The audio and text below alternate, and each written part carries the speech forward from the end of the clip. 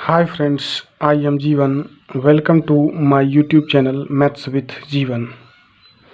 दोस्तों, आज हम आपके लिए मैथ्स का एक नया टॉपिक लेके आए हुए हैं। रेल चैप्टर से हम आज के लिए आपका टॉपिक लाए हुए हैं। तो आज इस टॉपिक का जो इम्पोर्टेंट क्वेश्चन है, जो एग्ज़ाम में ज़्यादातर पूछे जाते हैं, उसी क्वेश्चन को हम चुन चुन के लाए हुए हैं। तो चलिए आज के सवाल की ओर बढ़ते हैं।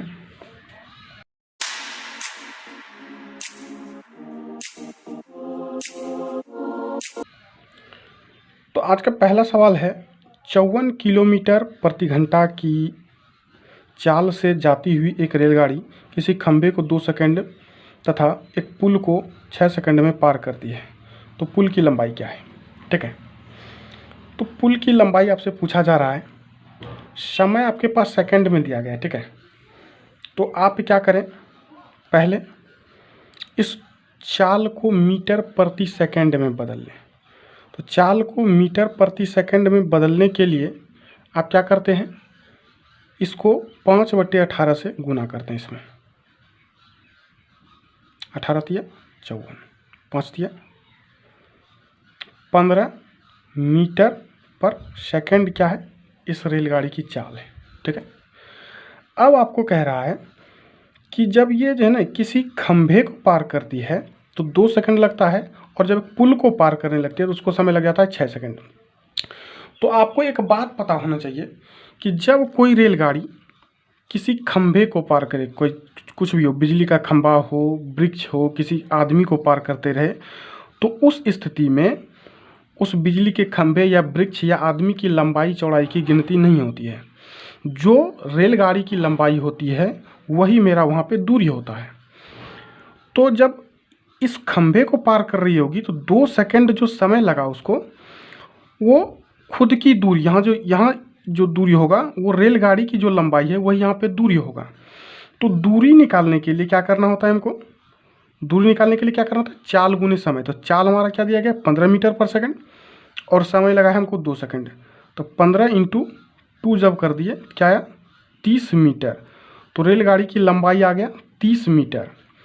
जब यही रेलगाड़ी किसी पुल को, किसी प्लेटफॉर्म को जब पार करने लगता है तो उस स्थिति में जो रेलगाड़ी की लंबाई है और जो पुल की लंबाई या प्लेटफॉर्म की लंबाई है, दोनों को जोड़ करके जो लंबाई आती है वो मेरा दूरी होता है। तो दूसरे स्थिति में जो दूरी आएगा मेरा, वो क्या आएगा, दूरी आएगा, चाल मेरा 15 मीटर पर सेकंड और समय है मेरा 6 सेकंड। तो 15 × 6 90 मीटर। तो ये जो 90 मीटर आया, यहाँ देखिए पुल को पार कर रहा था, तो ये जो दूरी आएगा पुल और रेल दोनों का जोड़ करके आएगा। तो यहाँ पे मेरे पास ये रेल की लंबाई आ चुका है 30 मीटर, और इसमें पुल और रेल दोनों जुटा हुआ है। तो जब पुल और रेल में जब हम अपना रेल को माइनस कर देंगे क्या बचेगा, पुल बचेगा।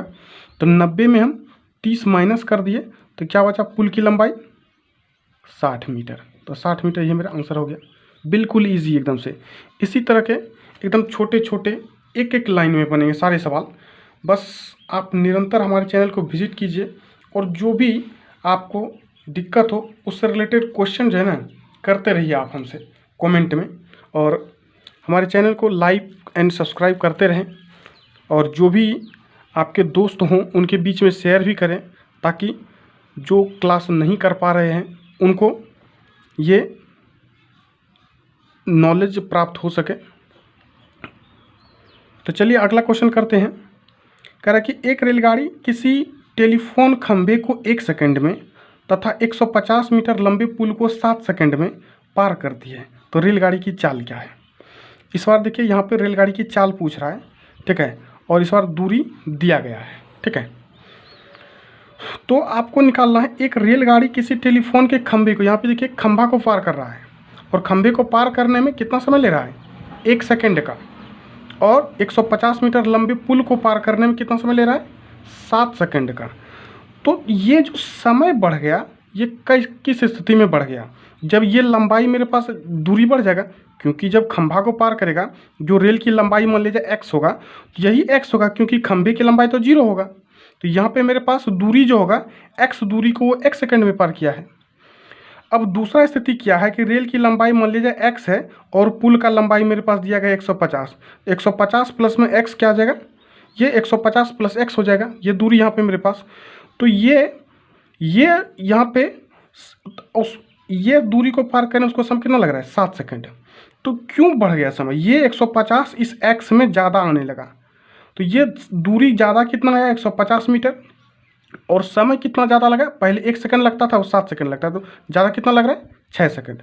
तो इसी दूरी को पार करने में उसको 6 सेकंड का समय लगा। तो दूरी हमको पता हो गया, समय भी हमको पता हो गया, तो चाल हमको पता हो जाएगा। 6 दूनी 12 बचा 3, 6 पंचे 30, यानी कि 25 मीटर पर सेकंड क्या है इस रेलगाड़ी की चाल है। अगर किलोमीटर प्रति घंटा में पूछता तो हम क्या करते, इसको 18/5 से गुना कर लेते, ठीक है।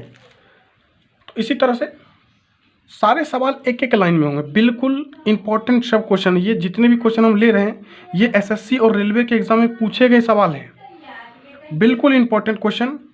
इसी तरह के एक एक लाइन में हम करेंगे। चलिए अगला क्वेश्चन देखते हैं।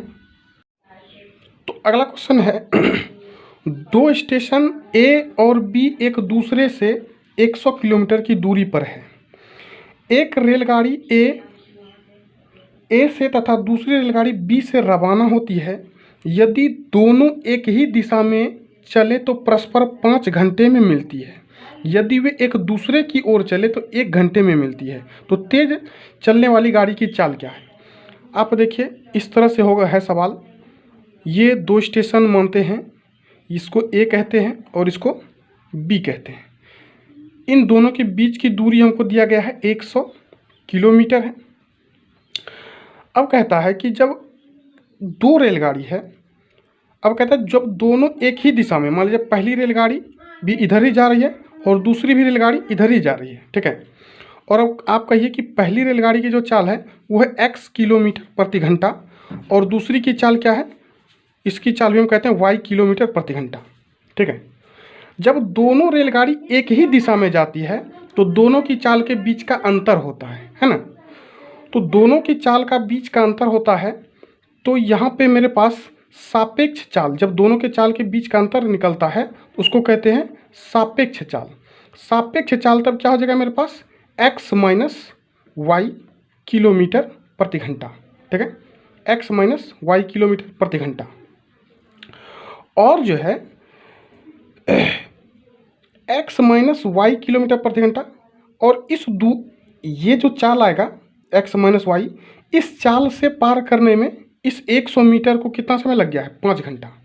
मतलब क्या, जब आप दूरी बटे में समय करेंगे तो आपके पास क्या आएगा, चाल आएगा। तो 100 में जब 5 से आप भाग देंगे तो क्या बचेगा 20। मतलब कि x माइनस वाई का वैल्यू क्या है आपके पास 20 किलोमीटर प्रति घंटा।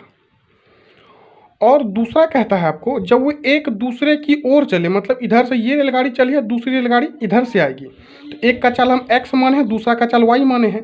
तो इस बार क्या होता है, जब दोनों एक दूसरे के विपरीत दिशा में इधर से ये आती है तो दोनों की चाल का योग होता है। तो इस जब चाल का योग करते हैं तो उसको कहते हैं आपेक्ष चाल। तो आपेक्ष चाल मतलब कि x प्लस में y, तो x प्लस वाई जब इधर से ये जाती है और इधर से ये आती है तो परस्पर कहता है कि 1 घंटे में मिलती है। मतलब कि इस 100 किलोमीटर की दूरी को 1 घंटे में तय करता है।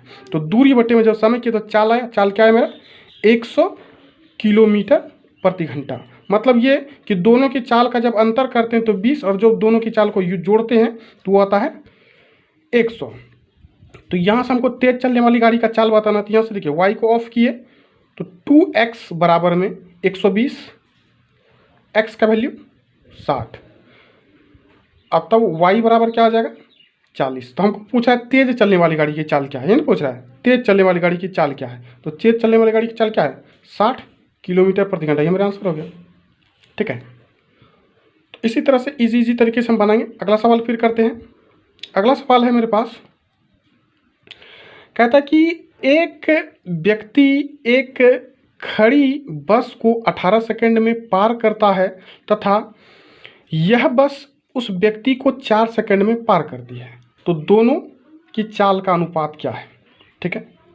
देखिए जब वही बात आ गई यहाँ पे, जब एक व्यक्ति जब एक व्यक्ति किसी बस को पार करता है तो जो बस की लंबाई है वही मेरा यहाँ पे दूरी होगा। तो हम कहते हैं कि बस की जो लंबाई है वो मेरा क्या है, x होगा।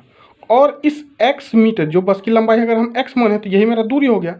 इस दूरी को कोई व्यक्ति 18 सेकंड में पार करता है तो चाल क्या होगा, तो दूरी x और समय मेरे पास 18, तो दूरी बटे में जब समय कर दिया क्या आ गया, चाल आ गया।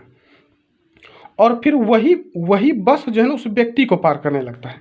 तो जब वही बस उस व्यक्ति को पार करेगा तो यहाँ व्यक्ति को जब कोई बस पार करता है या ट्रेन पार करती है तो क्या होता है, व्यक्ति की लंबाई चौड़ाई का गिनती नहीं होता है, जो ट्रेन की लंबाई या बस की लंबाई होती है वही यहाँ मेरे पास दूरी होता है। तो हम बस की लंबाई माने हैं x, तो यही मेरा दूरी होगा व्यक्ति को पार करने के संदर्भ में भी। और इस x दूरी को वो 4 सेकंड में पार की है, तो यहाँ पे भी दूरी बटे में जब समय करते तो चाल निकल जाएगा। तो दोनों की चाल का अनुपात में कर लिए, यहाँ से देखिए x कट गया, 2 से काटा 2 9 18, 2 दूनी 4, मतलब कि दोनों की चाल का अनुपात क्या है, 9:2। तो यही मेरा आंसर हो गया। तो इसी तरह से एक एक लाइन में, ये इंपॉर्टेंट सब क्वेश्चन है और एक एक लाइन में सारे बस बनते हैं, ठीक है। तो काफ़ी ईजिली तरीके से हम इसी तरीके से आगे भी सवाल को सॉल्व करते रहेंगे। बस आप ऐसे ही ट्रिक पाने के लिए आप हमारे चैनल को सब्सक्राइब कीजिए एकदम, और जो भी आपको दिक्कत हो आप कमेंट में लिखिए, हम आपको पर्सनली एक वीडियो बना के आपको आपके उस सवाल का जवाब देंगे हम, ठीक है। तो चलिए अगले वीडियो में फिर मिलते हैं दोस्तों, धन्यवाद।